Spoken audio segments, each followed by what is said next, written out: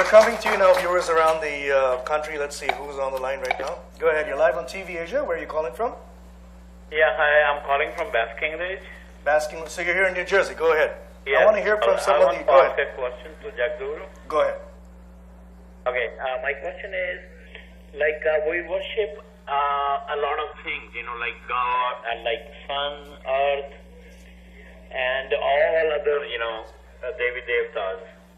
So how can we worship time? Kala Bhairav. It's a lot of time.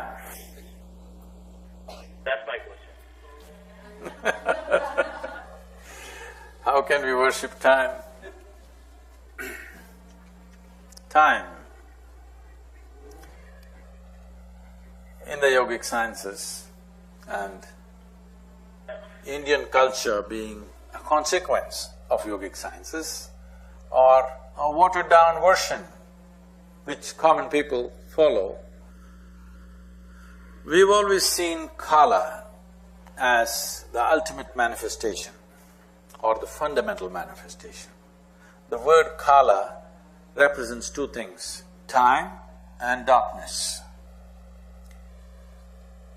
Darkness means there is nothing, it is empty. So emptiness and time are referred to by the same word because emptiness means space. Space exists only because there is time. It is possible to move from point A to point B, not because there is space, but because there is time. If there was no time, if there was no such thing as now and then, you could not move from here and there.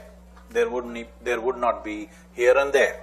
Generally, logically, people understand because there is space, it takes time.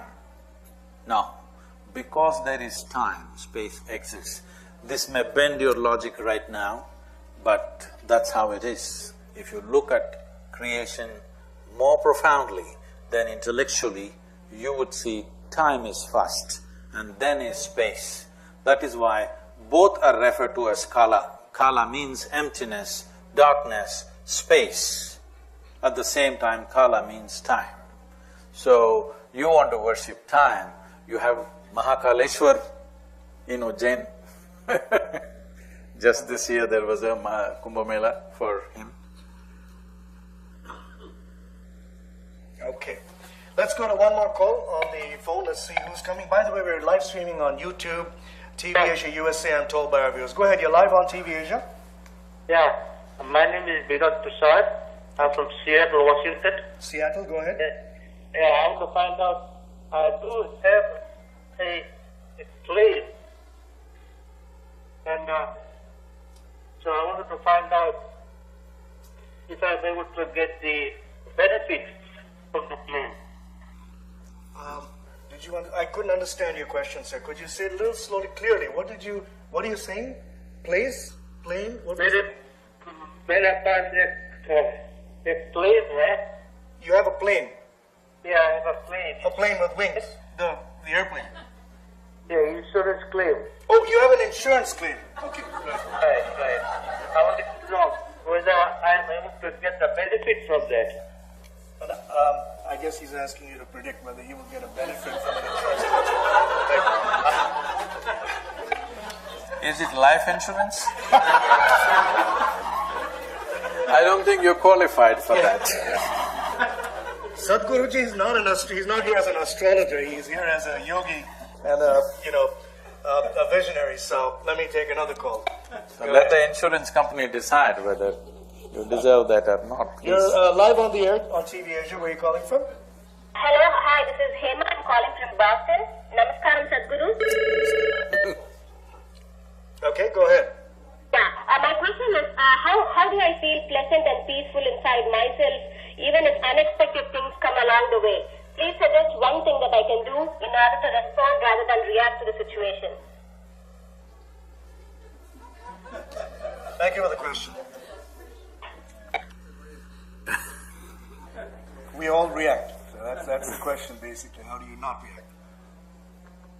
So what is pleasant and what is unpleasant is determined by you, not by the situation. What you think is filth, some other creature loves it, isn't it? What you think is filth, if you throw it to a plant, it will make fragrance out of it.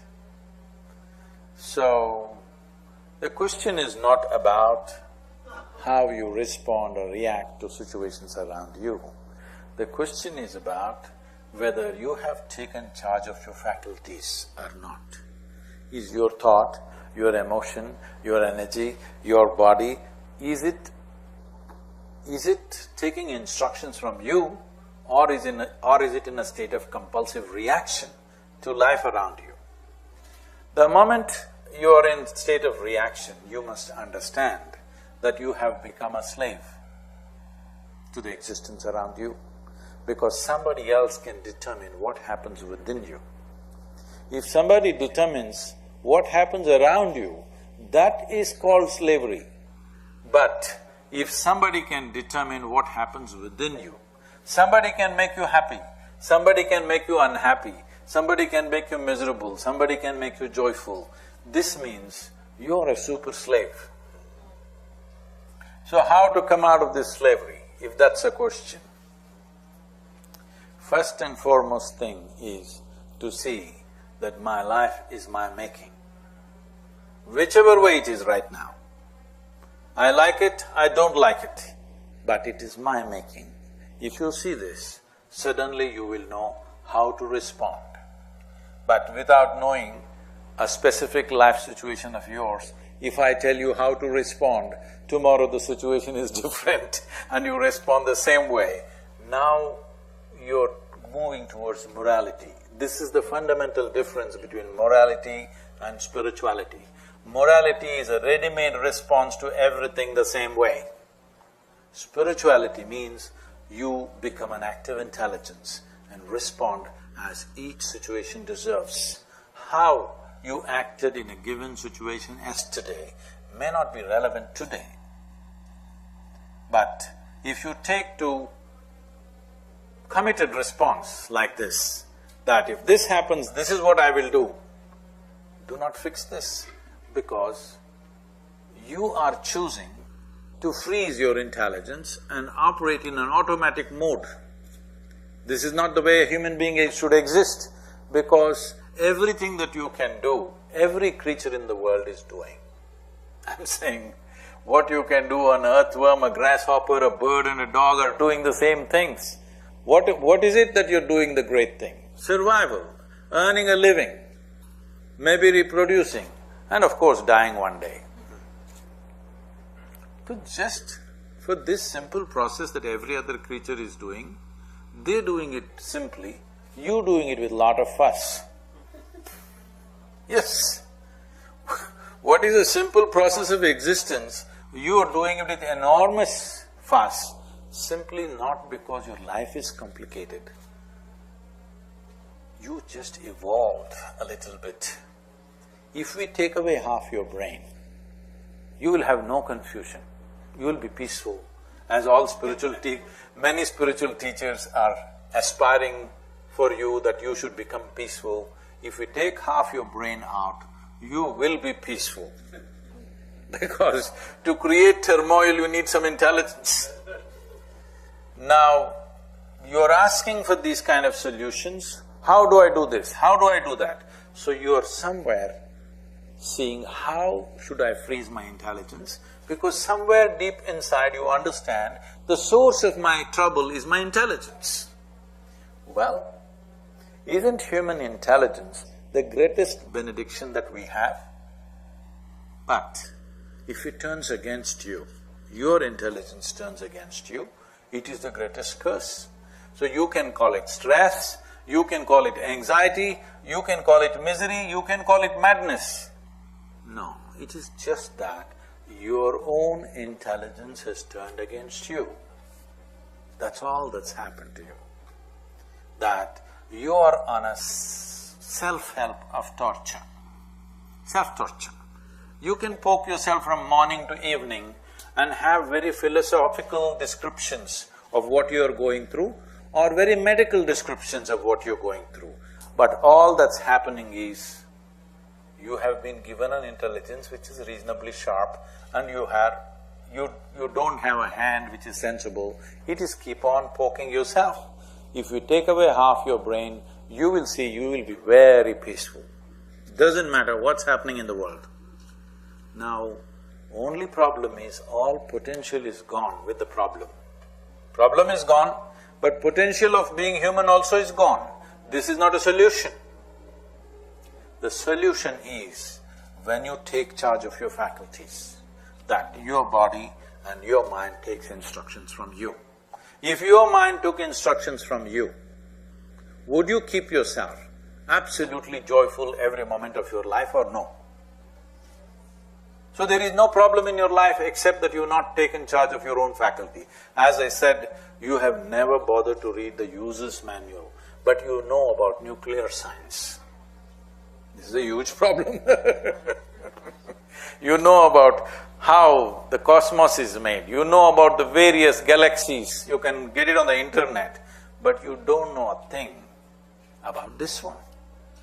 But your experience of life on this planet is determined by what's happening within you, not by what's happening around you. Wow.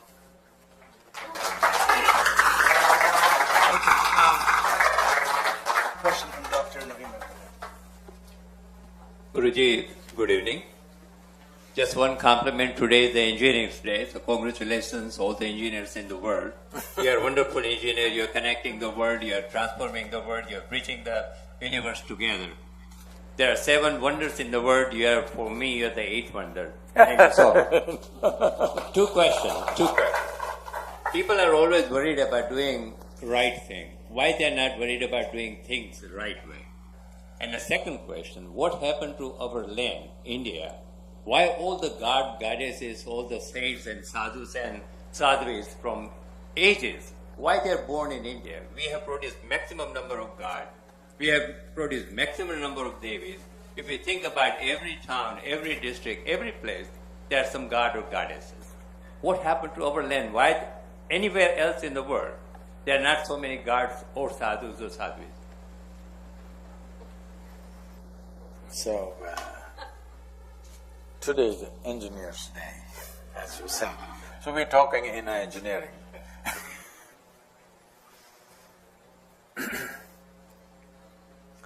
About how come India is supposed to have 33 million gods and goddesses. This happened when our population was 33 million. But after that, we got little shy of creating gods. Because people from outside came and said there is only one God, and we started feeling shy about our many gods, and we reduced it to 24. Most Indian homes at least have 24, not 33 million, all right? These 33 million, as I said, happened when our population was that much. Tell me, how beautiful the world would be today if everybody had their own God. The problem arose only when 100 people gathered behind one God. That's when the fight started. If you had your God and I had my God, we got nothing to quarrel at least in the other world. Maybe local property we may quarrel, but if problem comes in the local property business, we can always make a deal, isn't it? Yes or no? But when we start fighting about our God, there is no end, there is no closure to it, because you can't stop, you're willing to die. But if you had your God, I had my God, no problem. And if you have a child, we'll create another God for him. If you have a grandchild, we'll create another God for him. There would be no fight, isn't it? Above all, this came up because India is a godless culture. When I say godless culture, There is no sense of the God in India. All the gods that you worship, whether you're Rama, Krishna, Shiva, whatever, these are all people who walked the geography of that land. We saw them as exalted beings. In their lifetimes, they lived in such a way that they inspired a whole generation to such a point that we call them devas. A deva did not mean a god. There was no word called God in India, okay? This is an imported word. Today we are using it. Otherwise, there never was a word called God in any of the Indian languages. We said devas and devatas. It's very appropriate that in India today, they call Sachin Tendulkar as the cricketing god. It's very in sync with our culture because somebody became an extraordinary achievement, almost superhuman kind of achievement. Now we say he's a deva, he's a cricketing god, because nobody ever played cricket like him. Like this, in every sphere of life, we had gods. Whoever rose beyond what is considered normal, we said, he needs to be bowed down to, he needs to be emulated in the society. Not one god who is up there that you never saw, but many gods who are here who rose above what is considered as normal. Let me tell you where this comes from. For example, Rama is one of the most popular deities. If you look at Rama's life, this is going to make me unpopular again, because I had a huge reaction in Texas when I spoke something like this, because they don't listen. First, when the first word is said, already they're reacting. So please don't react, just wait, listen to me. If you look at Rama's life, it is a series of failures, okay? His entire life. He was a rightful king, coronated, just married, newly married. For some political reason, he ends up in the forest, in the jungle, with his newly married wife. His wife is not some tribal girl, she is a princess, not made to live in a jungle. Of course, in your movies, they showed you Rama and Sita floating around with golden deer all around them. That's not how a jungle is, believe me. I have lived in the jungles by myself alone for weeks on end. That's not how a jungle is, it's hard, okay? If you want to survive there, it takes extraordinary strength and it takes a beating. If you leave any of our ladies here in the jungle for 3 months, after 3 months you can't recognize them, they will become like that. Yes, everything will change about them, they won't look like this. So Sita, a newly married princess in the jungle, is not a romantic situation, okay? It is not. So seeing their plight, his brother leaves his own family and walks with his brother and sister-in-law because he knows the hardships that they will go through.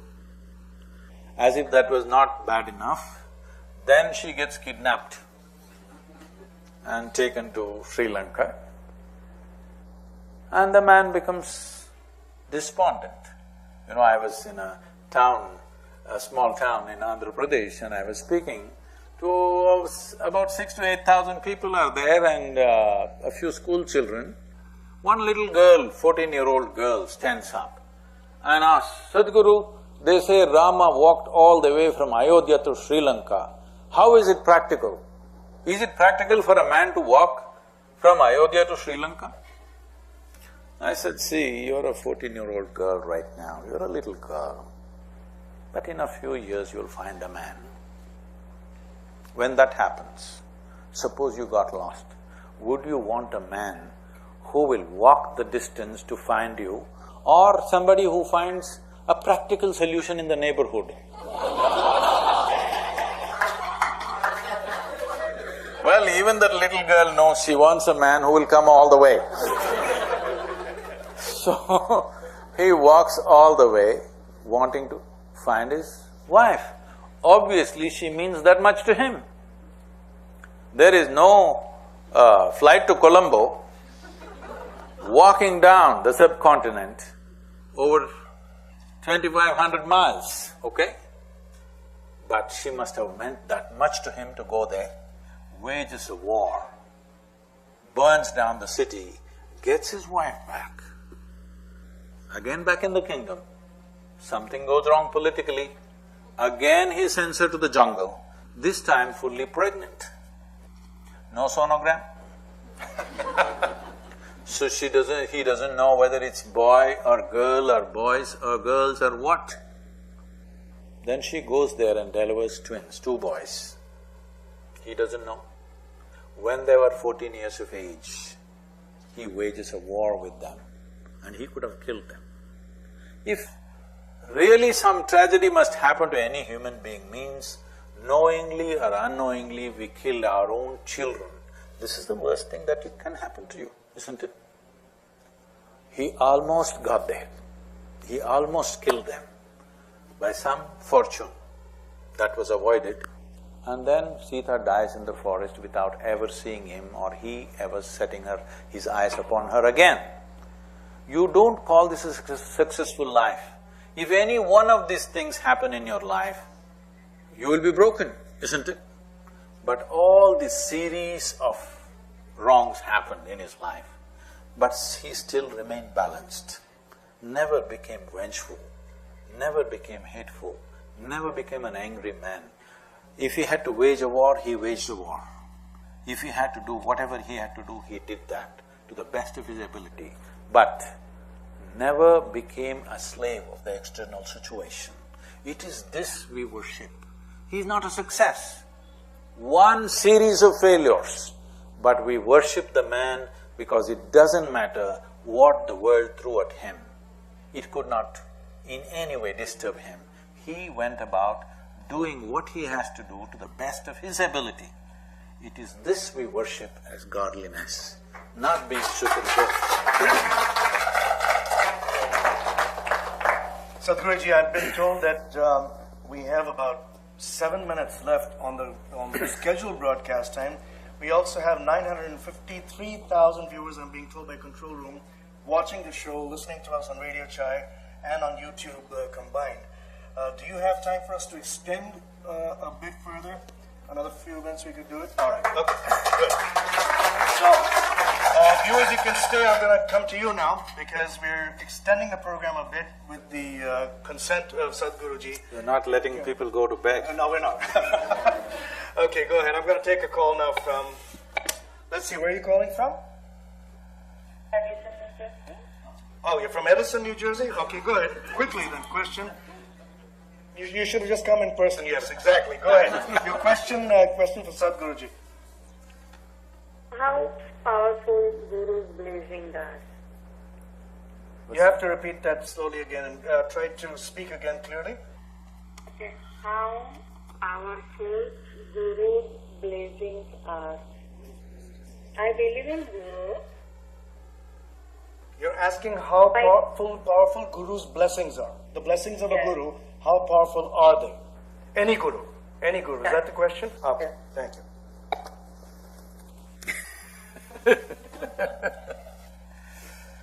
Yours is more powerful, for sure. For sure. There are many aspects to this that one must understand, because today, in today's times, the distinctions are all gone. So in India, we recognize people as saints, sages, seers, mystics, gurus. These are all distinct differentiations. A saint means somebody who has achieved a certain pleasantness of being. This is why the culture, any saint comes into the town, everybody goes to seek blessings. We don't know who he is, we don't know what he can do, what he cannot do, but he has achieved a certain pleasantness of being. So all he can do is bless. So, blessing means little lubrication to your life. Because the more disaligned you are, more lubrication you need. If you're very well aligned, with minimal lubrication, you will go. See, if your car engine is well aligned, it doesn't burn oil. If it is little misaligned, it burns oil. You will need a lot of lubrication. So, people knowing that they have not worked upon themselves, they'll always seek blessings. As much as possible, they want to be blessed as much as possible, so that even with misaligned system, misaligned life, still with lubrication you can move on. So you go to a sage because you're seeking wisdom about something, maybe about your insurance claim.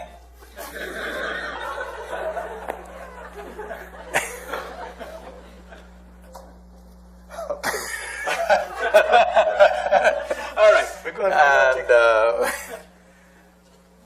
if you go to a seer because you want to see something that you're not able to see, maybe tomorrow, maybe 10 years later, or maybe something of yourself that you yourself do not see, people come and ask, Sadhguru, can you see something about me that I don't know? Because you're looking for a seer. A mystic means you go to a mystic because you are not just interested in your well-being, you want to know the very nature of existence, beyond your concerns of life. Then you go to a mystic. You go to your guru because guru is like a mechanic. That is, he can roll up his sleeves and fix up things for you, fundamental things. And you go to your Sadhguru. Sadhguru is not a title, it's a description. That is, now if you want to go to your doctor, you should not go to your pediatric. Doctor always says, doctor, but pediatrician, you should not go there, you're not… Unfortunately not. No, I mean to I'm say, much older than that. he's not qualified to treat you. Let me put it the But I other wanted to way. be funny. You should not go to your gynaec. Yeah. So, you go to a doctor who's relevant to you. So he puts his stuff below as a description so that you know whether to go to him or not. So when you say Sadhguru, you do not go to him to know about the scriptures, because he is as unread as you or worse than you. You do not go to him to know about your insurance claim. That you're Not- gonna have problems. Not because he cannot know about it, he's not interested in those things. He prefers that you don't have insurance, that you have sense. You live your life right, rather than do it wrong and then claim. So you go to your Sadhguru because you want to know the nature of your interiority. You want to find solution to your basic existence, not to your insurance claim, not to whether you're, I can tell you a very bad joke, but let's skip it. Because the man in Seattle, I don't want him to suffer. Okay, can we go? So, these are different aspects. So if you are just seeking a blessing, yes, we can bless you. But my intention for you is that you can live without lubrication. You can live without lubrication only when you're perfectly aligned. When everything is perfectly aligned, if you strive for this, you can live without blessing. My intent is that you come to that space where you don't need anybody's blessings. But right now, if you need, yes, we will bless you. Very well said. Go ahead, you're live on TV Asia, where are you calling from? We'll come to the audience in a minute. Go ahead, you're live on TV Asia, where are you calling from? Yeah, I'm calling from Florida, and my question to Guruji is that I have heard a lot about yoga and engineering, and I've heard that it can even cure gene-regulated, diseases. So the question is yoga capable of curing cancer and like stages up to like what stage of cancer or so on? So this is one question. The other question is. Let's handle one at a time. So when talking about Okay, let's do let's answer that one question because he has a lot of calls that are still jamming our lines. We have to take everybody. Thank you. Go ahead. The treatment of yoga in treating diseases. Yoga is not a therapy. Yoga is a certain discipline that you bring into your life, of doing life right. Cancer may be caused due to many reasons. It is not as simple as people think. It is, I think slowly, medical science is exploring and finding newer and newer reasons as to why cancer might have happened in an individual person. So one fundamental thing is that it is not a disease that came to you from outside. It is not something caused by another organism. It is something caused by you, maybe in reaction to something. Possibly some influence, maybe a chemical influence, genetic influence, or your own attitudes and thoughts and emotions. There are many, many factors. This is not a time to explore that. So, is yoga a cure for cancer? No. But is it possible that if you are in yoga, you may not get cancer? Yes, very much possible. Is it possible that if I already have cancer, that I may walk out of it with the right kind of practice? Possible. Because it is not caused by any one particular cause. When the causes are so… there's variety of causes, there are variety of things to do. So if someone has cancer and whatever stage they are in, first thing is, the responsible thing to do is seek medical attention. But medicine itself is damaging to the system, that we know. But to recover from the impact of the medicine, definitely we can do this because we have done this for cancer survivors and people have recovered miraculously from whatever the ill effects of medicine, because it is our own cells turning against us. You can't pinpoint them and treat them, you can't pinpoint them and shoot them. When you shoot all over the place. So damage happens to the system. To recover from that damage, definitely yoga can do wonderful things, but if someone has cancer, don't join yoga class today. You must get treatment, and then yes, yoga will help to recover. Thank you. Let's come to the audience now. Okay, let's take one question here first and then we'll come to you, sir. Thank you, Rohit. Yeah. Thank you, Rohit. Hari Om Sadhguruji. I have a question for on violence. There is so much of violence all around us in the world. Is it part of a grand cosmic Please don't design? share your domestic situations here. No. Fortunately, no, Sadhguruji. But Mike, is it part of a grand cosmic design, or is it something that we humans can do to minimize? Thank you.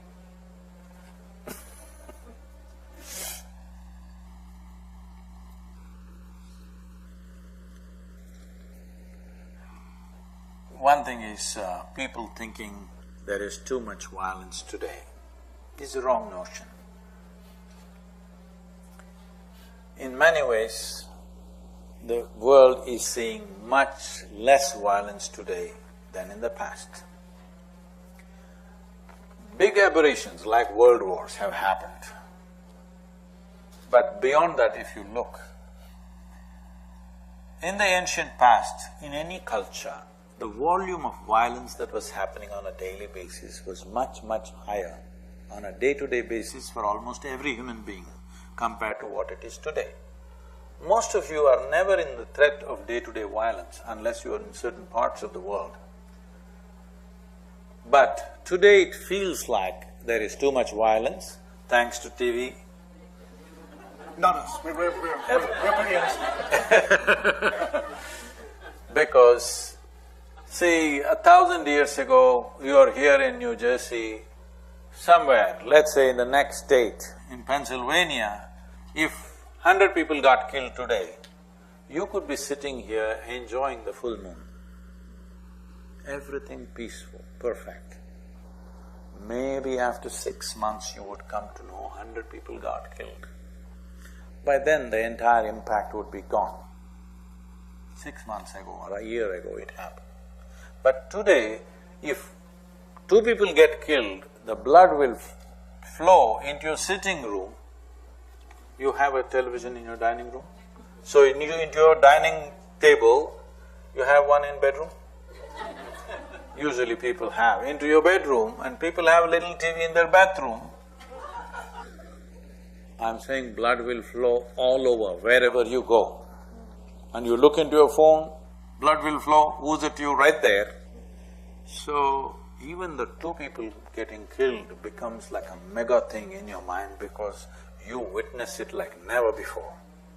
You would have never witnessed this violence as you're witnessing today, even 25 years ago, isn't it? So, it is coming into your home, which is a good thing, because now you are understanding this should not happen. If it happened somewhere, it never came to your notice, who cares whether it happens or not? Now there is more concern about the little violence that happens. We should be concerned. Can it be fixed, or is it a cosmic design? Come on. All the nonsense that we do, you can't throw it at the cosmos. There is gravity on the planet, whatever you throw up will land on you. It's a good thing. So, don't throw it up. If you and me behave sensibly, in our transactions there will be no violence, isn't it? Yes or no? Otherwise, every human transaction, whether it is in the marketplace or between nations or in the marriage, every transaction there is a possibility of violence, yes or no? Every transaction, if you don't conduct it sensibly.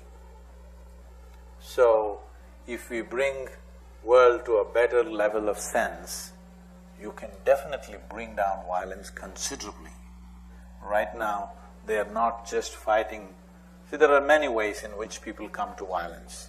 One thing is, there is only one phone, but both of us want it. We may fight on this. Or you look different, I look different, so we simply fight, not knowing why we fight. You may be black, brown, blue, yellow, something, I may be something else. So just because you look different, we fight, not knowing why we fight. Just that you look different, so we fight. Because somewhere inside it's been instilled in us that this is an old tribal mentality where somebody who doesn't look like you must be your enemy, must be a threat. So, we kill for this. Another thing is, people have a higher cause. First thing, both of us want the same telephone, we can arrive at a deal. You use it for 5 minutes, I'll use it for 5 minutes. You use it this day, I will use it the other day. Some arrangement we can make. If the fight is about things that are around us, we will fight for some time, then we'll come to our senses. It's not worth continuing, let's make a deal. If the fight is ethnic, that you look different, I look different, it can continue for a long time, but somewhere we'll come to some kind of settlement. But if you're fighting for a higher cause, for which you're willing to die, now very difficult to stop this fight, because you want to die, you don't want to live. If you want to live, then there are deals to make. But if you want to die, no deal to make. But unfortunately, you want to die, but you want me for company. That is the only problem.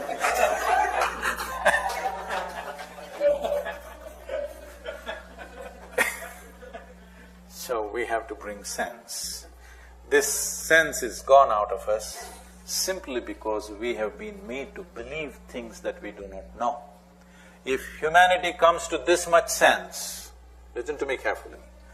If humanity comes to this much sense that you are willing to admit, what I know, what I do not know, I do not know. If this much sense comes, that you don't believe or disbelieve anything, what you know, what you do not know, you do not know. If this much sense comes, 90% of the fight will go. Little fight, that's okay, otherwise how do you make movies? Okay.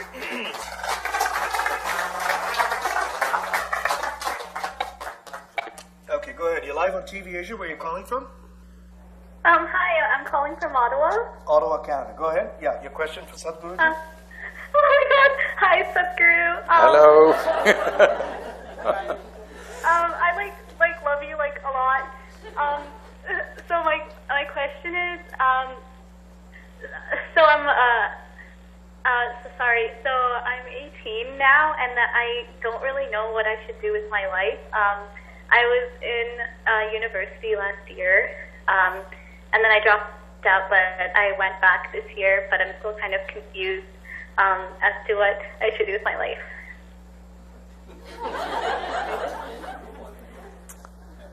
Thank you for the call. Hello? Yes, thank you for the call. He's going to answer now. What's her name, please? What is your name? Blossom. How do you spell that? BLOSSON. Oh, blossom. Blossom. Oh, time to blossom. That's all you need to do with life. Just you have to blossom into a full-fledged life. Because the only purpose of life is every life, whether it is a worm, insect, bird or tree, the only aspiration is to become a full-fledged life. An earthworm is trying to become a full-fledged earthworm, a grasshopper is trying to be a full-fledged grasshopper, a mango tree is trying to be a full-fledged mango tree. A human being, knowingly or unknowingly, is aspiring to become a full-fledged human being. But our problem is, we know what is a full-fledged earthworm, we know what is a full-fledged grasshopper, what is a full-fledged mango tree, but we do not know what is a full-fledged human being. One biggest problem is there has not been enough examples around us who are truly full-fledged human beings, too many constipated human beings. I'm saying constipated in consciousness. So, the only thing that you have to do is live up to your name, that you blossom into a full-fledged human being. What do I have to do? This is one thing that we as a generation of people have not invested in. We have invested in all kinds of things which are essentially survival raised to heaven. Simply survival, more complicated survival, but we have not invested in how to enhance a human being to their fullest possibility of who they are. There is no investment like this. Our schools, our education systems are not focused towards the blossoming of the human being. Our education systems are focused towards producing cogs for the larger machine that we have created. You must understand, when we talk about schooling, we are talking about how to sacrifice our children for the larger machine that we have built. This is a tragic way of conducting humanity. We are still in survival mode, when survival is not even a big problem for us today. With the technological development and many things that have happened, survival has never been better organized than today, isn't it? Yes? Yep. Never ever been this organized, but still we are in survival mode. How to make a living is the biggest thing.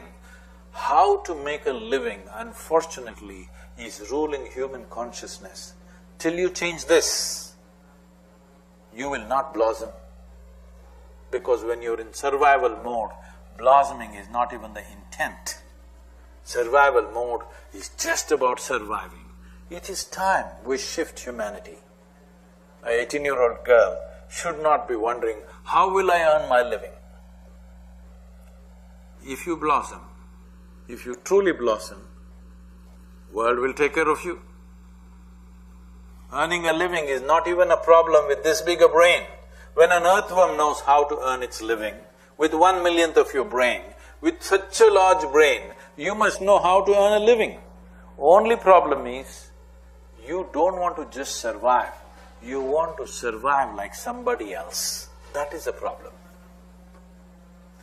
If you survive like that somebody that you're thinking of right now, you will see in 3 days you will want to survive like somebody else. Now this is an endless trap. Survival means, I have eaten what is needed for my nourishment. Survival is done. Rest is all,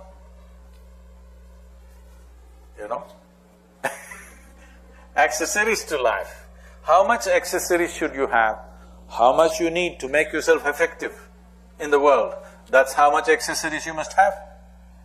Yes? You must have as much accessories needed to make yourself into effective tool in the world. Towards what? If the purpose of life and every life is longing to grow and expand and blossom, that is what needs to happen. In the world, technologies, external technologies have hit the ceiling.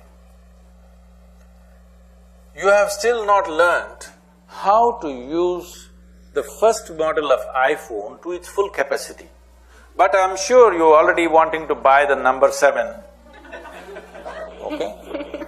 He says, I'm the 8th wonder, not the 7, okay? So, you're already thinking. I'm saying, but have you explored how to use this to its fullest capacity? Have you explored what is this capable of? If every gadget that's on the planet about which you're so enamored, like the phone or the computer or whatever, all those gadgets came out of this gadget. This is the gadget, isn't it?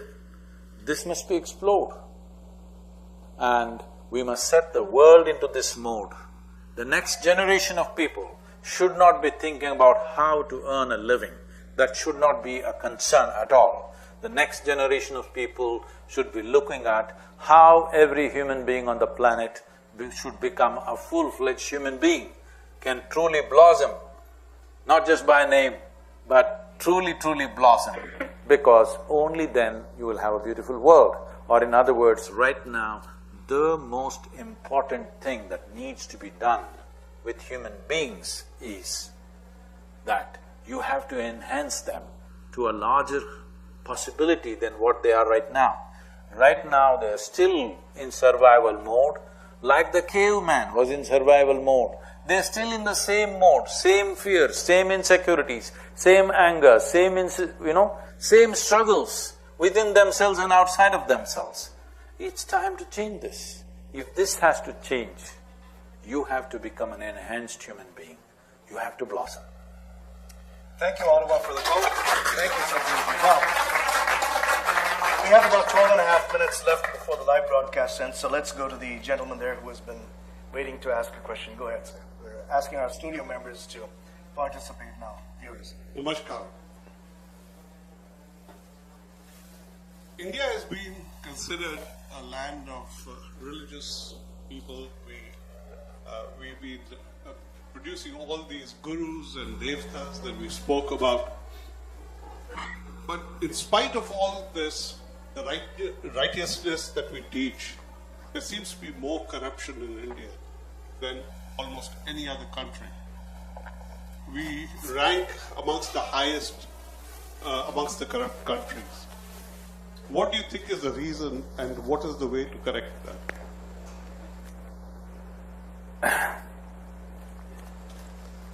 Anyway, India is not a land of religious people,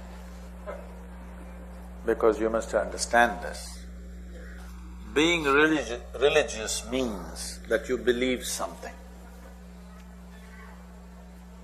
India has never been a land of believers. India has always been a land of seekers, seekers of truth, seekers of freedom and liberation, never believers. Even even when they believed God himself had come, even then they only asked questions. It is… the legend says God landed in India 9 times, but he could not give a single commandment because people ask questions and questions. So they have never been a land of believers. If you are not a believer, you cannot be called religious, but they are land of seekers. A seeker means someone who has realized that he does not know. Nobody knows, but to know that you do not know is a big step. The difference between ignorance and super-ignorance is one knows that he is ignorant, another does not know that he is ignorant. That's when ignorance truly becomes damaging. Having said that, why corruption? People always ask me this question, Sadhguru, so many sages here, such a galaxy of spiritual traditions, why poverty, why this problem? Let me tell you, where we are in southern India, where our yoga center is, 12 kilometers away there is one police station. Today they're little better equipped in the last 1 year or 1.5 years. Otherwise, there used to be about 11 to 12 policemen, constables, and one ASI or a sub-inspector, assistant sub-inspector. In this, always 3 people will be on leave. In that, 2 are for night duty. That means about 6 to 7 policemen. There is no vehicle, there is just one black telephone, there may be bicycles. If you tell him something happened, he will ask, should I really come? From there only he will tell you how to deal with the situation. Or in other words, there is really no active law enforcement, but there is no crime. Nobody kills each other. People live in abject poverty. If you enter their home, it's a single-room home, not a piece of furniture, all they have is probably 2-3 pairs of clothes. But they never… and people are coming to the yoga center in all kinds of cars, from Bentley to Mercedes to everything is driving.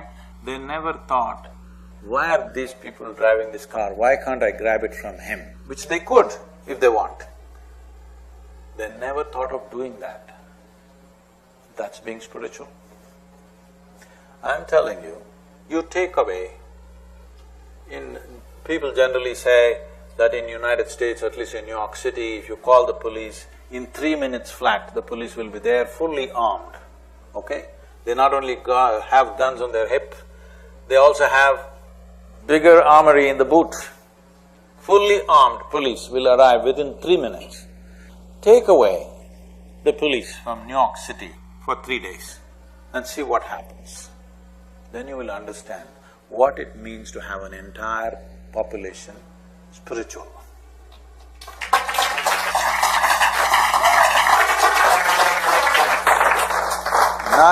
Not because of enforcement. There is no enforcement of any kind. But people live in a certain way because there is a deep-rooted spiritual process. If you kept any other population in the world as deprived as the Indian population is, when your children are malnourished and you know they have not eaten what they should eat to go to school, when you know your pregnant wife is not eating what she should eat to produce a healthy child, when you know if you go to the farm, you have not eaten what you have to do to effectively work there and still not take what belongs to your neighbor, that is spiritual process. Okay. Now I understand we have just a few more minutes. I think I can…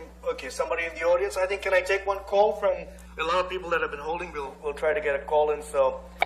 and go ahead, you're live on TV, Asia, where are you calling from? I'm calling from Virginia. Virginia, go ahead. Your question for Sadhguruji? Sure. My question is, I'm ready to go whenever he is. Go ahead, go ahead. Please, quickly. We don't have much time. Go ahead, your question. Sure. My name is Seema. I'm calling from Virginia. The reason I'm asking is, my question is, what happens after death? Okay. Oh, Thank you. some things you know best only by experience.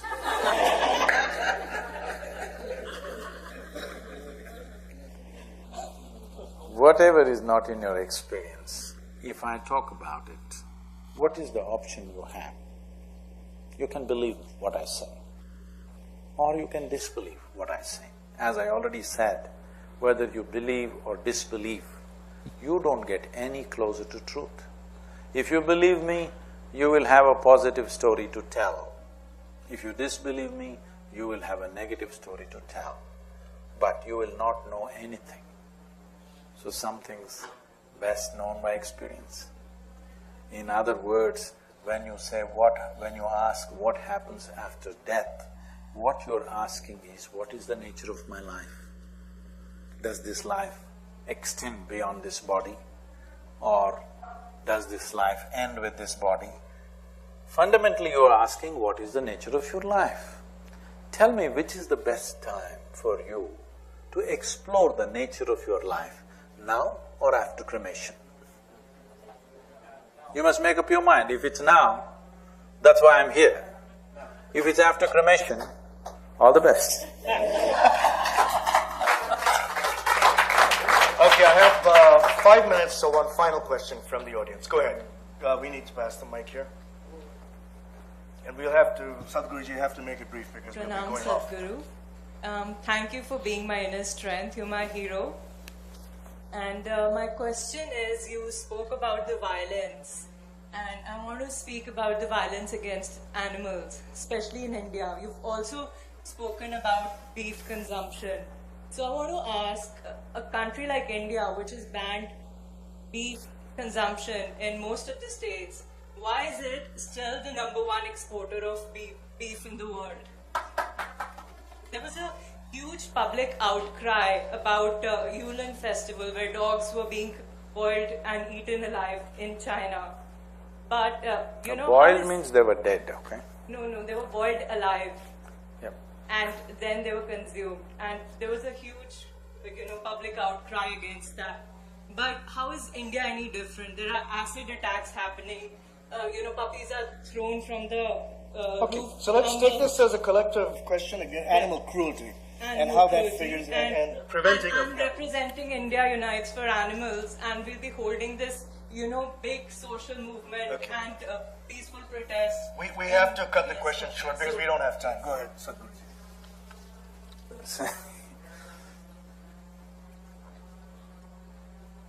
See, because of social media, and because everybody has a camera in their hand right now, because of that, so many ugly situations in a country comes to surface. This doesn't mean this happens only in one country, it happens everywhere. In some places it happens in an organized way. I want you to visit one of the cattle farms in Texas or California. If you come out without tears in your eyes, you're not human. So unfortunately, it's everywhere. Cruelty is not against something. We must understand this. Cruelty is about the way we are. We are in a certain way. It doesn't matter what we can be cruel to, we will be cruel to that. This is a consequence of you being cruel to yourself. When you are capable of being cruel to yourself, you are capable of being cruel to everything around you. How it finds expression, how it manifests, depends on various social realities in which you exist. But fundamentally, cruelty to yourself means you know how to cause stress to yourself from morning to evening. You are a very cruel person. You know how to cause misery to yourself. You are a very cruel person. You know how to cause depression to yourself. You are a very cruel person. I want you to understand this, because being cruel to myself is being cruel to the most defenseless life on the planet is this one, isn't it? Even if I try to attack a puppy, puppy still makes some attempt to escape, whether it does or not, but it makes some attempt to escape. When I start poking myself, this is a totally, absolutely defenseless life. So from this it starts. If you want to take away cruelty on the planet, you running campaigns against this and that will not take it away, it will just take more devious forms. But if human beings become joyful by their own nature, when you're feeling wonderful, you are wonderful to everything around you. When you're feeling horrible, you are horrible to everything around you. So the important thing is that you become a joyful being. This is the most fundamental responsibility that you have as a human being, because when you are in a pleasant state of existence, you respond in a pleasant way to everything around you. When you are in an unpleasant state, you will do unpleasant things. Thank you. Thank you, Sadhguruji. I want to thank all of you, the members of the audience, and in answer to your question, that's what this book is all about, Inner Engineering, A Yogi's Guide to Joy. And to get this book, innerengineering.com/book. Sadhguruji is going to be traveling to all the cities, around the United States. I'm hearing producers in the back talking to me, so I'm getting a little distracted by that at the same time. But this is the book right here for the viewers out there. Take a look at this book. And he's on a tour of the United States. He will be visiting your city very soon. Sadhguruji, I want to thank you very, very much, sir, for sharing your wisdom with all of us. It's been a pleasure. If they make an interesting selfie. Yeah, it would. Oh yes, it would make a very interesting selfie. And Sadhguruji, I'd like you to talk about that, the selfie part of it. If you take a selfie… Yeah. We're looking at this book as not just a book. This is not about selling a book. This is about setting the right inclination in every human being. This is completely a-religious, logically correct, scientifically verifiable step inward. Okay. Because if humanity doesn't take a step inward, there's no solution for anything. So, we are doing a campaign on Facebook. If you take a very interesting selfie with this book, if it turns out really interesting, you will have a selfie with me. Thank you, Sadhguruji. Thank you.